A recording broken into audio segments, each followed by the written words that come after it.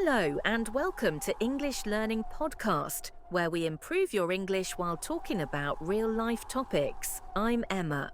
And I'm Tom. Today's episode is called Less Salt, Better Health. We'll be talking about salt in our diet, why we often eat too much of it, and how reducing salt can protect our health. Salt is everywhere. In crisps, fast food, soups, sauces, even in bread. Most people don't realize how much they're eating every single day. That's right. And doctors are very clear. Eating too much salt is linked to high blood pressure, also known as hypertension. This makes the heart work harder and increases the risk of heart disease and strokes. Now, Tom, let me ask you a question. Do you think most people add too much salt while cooking, or is the salt already inside the food they buy? Good question. I'd say the salt is already inside the food. Exactly. More than 70% of the salt we eat comes from processed foods. That means foods that are not fresh, but prepared in factories. Bread, cheese, breakfast cereals, pizza, they all contain hidden salt. So even if you don't put salt on your plate, you may still be eating too much. Now, let's give an example. Imagine someone eats a sandwich with cheese and ham, a packet of crisps, and a can of soup for dinner. That meal could already contain more salt than the daily recommended amount. Yes. And according to the World Health Organization, adults should eat no more than 5 grams of salt per day. That's about 1 teaspoon. But most people eat double that amount, sometimes even more.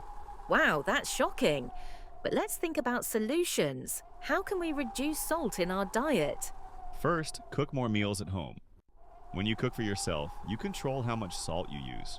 Second, use herbs and spices instead of salt. For example, garlic, lemon juice, pepper, or parsley can add flavor without raising your blood pressure. Third, check food labels when you go shopping. In many countries, products now show if they are high in salt, sugar, or fat.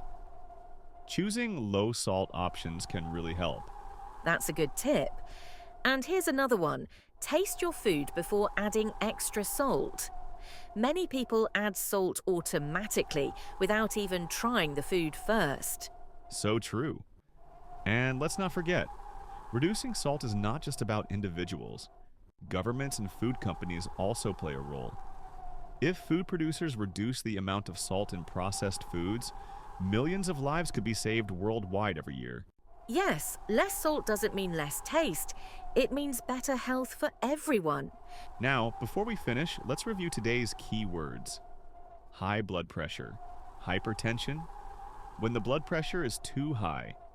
Processed foods, foods made in factories, not fresh, often with chemicals or additives.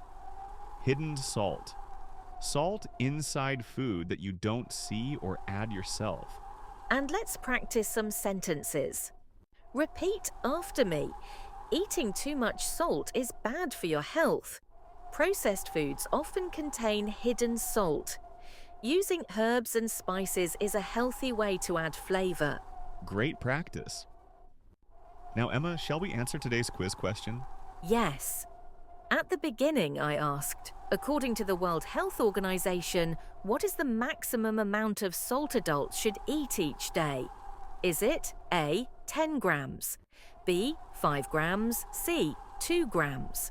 And the answer is B, 5 grams, about 1 teaspoon.